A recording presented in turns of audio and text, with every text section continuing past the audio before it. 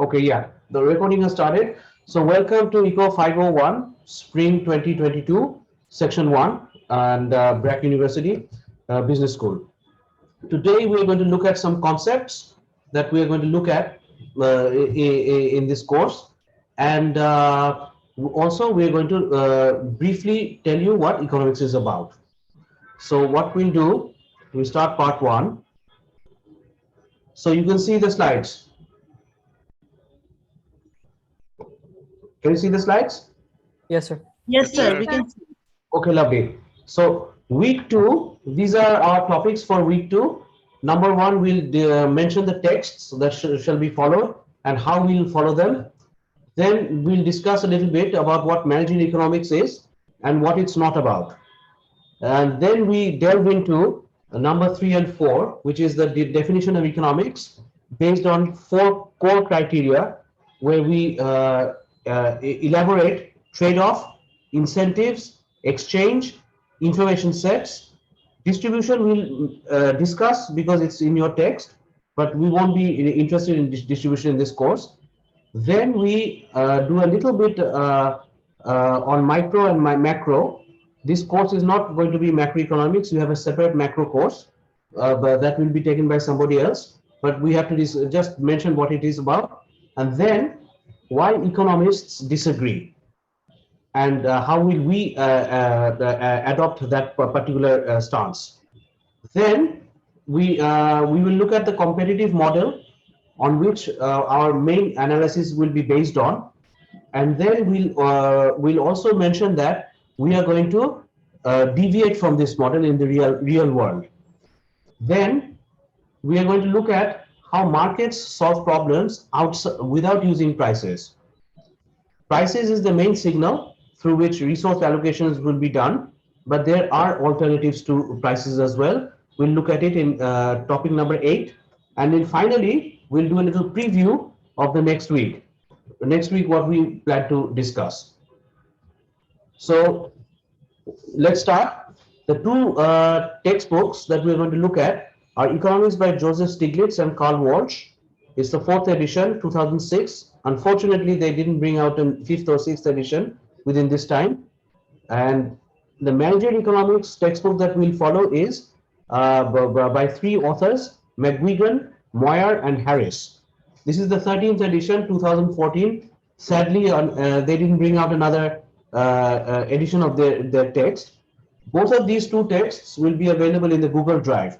Have some of you already explored the Google Drive? Yes, sir. I already did. Yeah, if you've explored the Google Drive, then you will already find the PDFs there. So you can download it from there. And with the first one, I've divided them into chapters. So you can download the relevant chapter instead of the entire textbook. Now, the approach that we will follow, which we mentioned in last week, is that we'll follow these textbooks. But since these textbooks are UK or US based, they're not that much of help to us. So what we are going to do in our discussion classes, we'll try to apply what we learn in the context of Bangladesh. In our particular class, we don't have home country applicable because we don't have non-Bangladeshi students in either of the 2 sections this semester. So whatever we learn, we will try to adopt it, apply it in the context of Bangladesh. And the main objective of doing this is because many things that we are going to look at, learn in this course, they spill over to other courses in your program. So you might find that that some things that you learn now, you'll be able to use them later on. Okay, so that's okay, everybody. So can I move on to what we mean by managerial economics? Yes, sir. Of course. Okay, then Sure. so we'll move on to that Sure, part. sir. Okay, so managerial economics, as the name suggests, is actually the economics of managers. So what do we mean by manager? Somebody who manages a business. That does not necessarily imply that that person is the owner of the business. Most of the people who do an MBA are not going to become entrepreneurs. They end up becoming some business executive in some organization. So in this course, we're going to look at how these business executives make decisions. And it's an applied branch of economics that uses tools to understand and see how better decisions are made in a particular environment that we find ourselves in.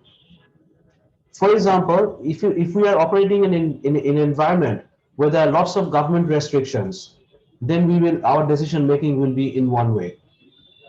If we are operating in a more flexible environment, then our decisions will be in another way. So what we are going to look at, what is the environment under which we are operating? Based on that, how do we make a decision? Now, the question is, why are we using tools from economics? Business administration, business administration as a separate discipline actually emerged just after Second World War. There was business studies before, but after the Second World War, it came out as formal studies. In Bangladesh, IBA started in late 60s. So when they started as a formal study, business studies, in the American schools, they introduced this course, managerial economics, which was basically an applied microeconomics, and it was obsessed with lots of equations, this and that. But over time, as ideas have evolved and other branches of business school have developed, now we are looking at the applications of different microeconomics things that we will look at. Okay, now where are we? Okay, so the science of decision making is basically what this course is going to look at. So we're going to look at a decision making in an ideal situation. That means we have some certain set of information in our hand. Based on that information, how do we make a decision? We are not going to look at whether the decision was good or bad. Why won't we look at this?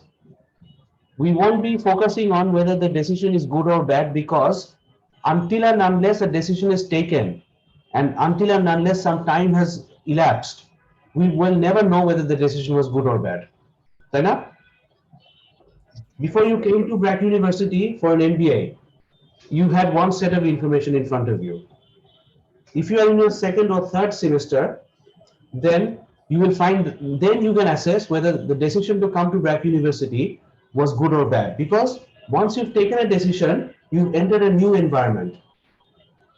Like I said, we are not interested in what happens in that new environment. We are more interested in the environment where we make a decision. Yes, I will do it. No, I won't do it. And there's a situation in between, which is the indifferent zone. That means I'm indifferent between yes and no. When we say that we're going to make a decision, there's three options available in front of us. Number one, we're going to do it. We have a definitive yes. Number two, we're not going to do it. We have a definitive no. And number three, we are indifferent. That means we are neither yes nor no. Why do we need this particular intermediate situation? If I say that I'm going to do it, that means I'm going for a change. If I say I'm not going to do something, I'm going for another type of change in the opposite direction. But if I say neither yes nor no, then I'm in what we will be defining as equilibrium. For example, if the balance is like this one is heavier, then what do? We make it lighter, right? Or we make this hand, what do you call it? Heavier. So once the two sides balance, we are indifferent between making any of the two sides lighter or heavier. That's known as equilibrium. So when we discuss decision making, we will be looking at how the decision is made, then how a model comes into an equilibrium state.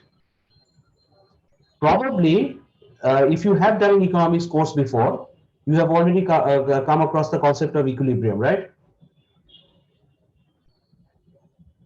Most of you who have done a economics course before at whatever level in your undergrad, you must have come across the concept of equilibrium, right? Yes, sir. When the demand and supply is the same position. Okay. Why are we so obsessed with that equilibrium? That's what we are going to elaborate later on. So at the moment, we know that there's three ways that we can make a decision. A definitive yes, which will mean a change. A definitive no, this is also a change. And in between, we have something that is neither yes nor no, the shady part, the gray part.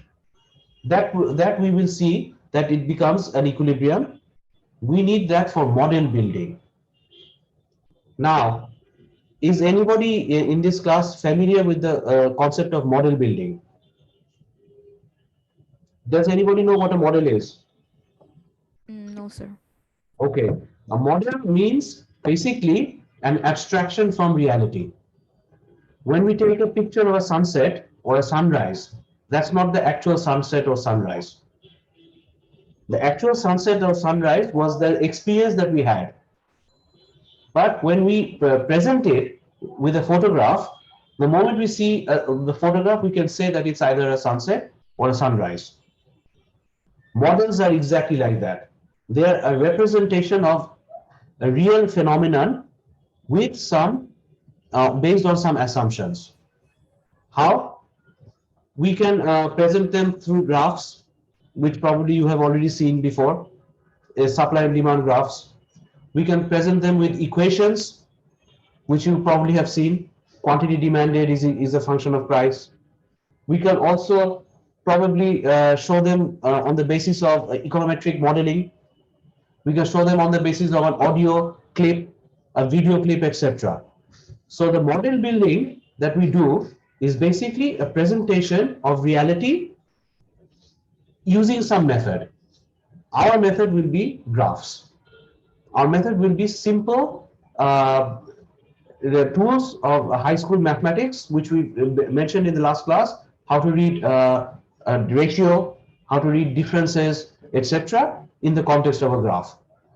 So we're not going to get into too much mathematics, but we're going to present it through models. So the models that here it is. A model is basically an abstraction of reality. It's not the real experience, but we present it in some way we like.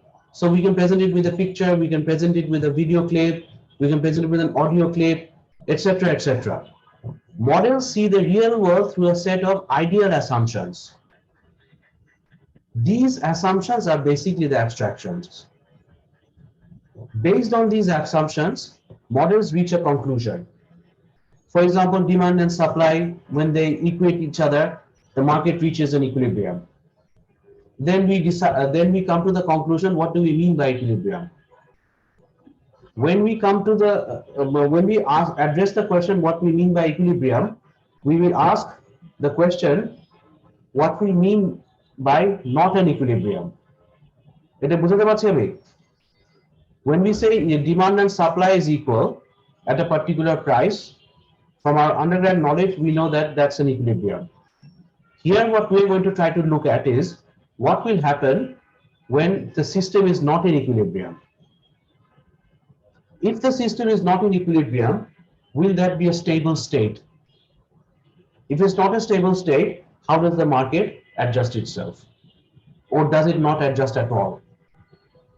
So these will be the questions that we'll be asking in our model building. Acha. Some of you have an economics background from O levels, A levels, or SSC, HSC, or from your undergrad. So you will be familiar with some of the concepts in this course.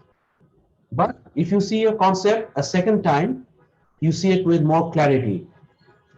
For example, if you revisit a poem that you did in class 5, at this stage of your life, you will see it in a different angle. Now, we have two friends in the class who are from literature or linguistics background, they have no economics background at all. I think that those two people are in the other section. So if you have never studied economics in your life, it's still not a problem.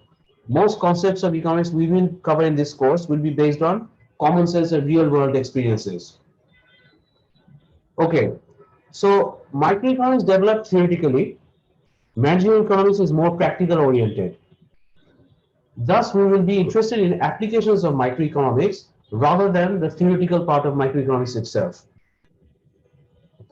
Now, the thing is, the more questions you ask, the more you participate in the class, the easier it will be for both of us to proceed. Now, you started an MBA, it will finish. How you will learn and utilize available opportunities is a choice you need to make yourself. So already we use the word choice, decision making. So I've come to the end of part one. In the next part, I'm going to discuss a definition of economics and four major components of that definition. Does anybody have any particular question to ask at this particular point?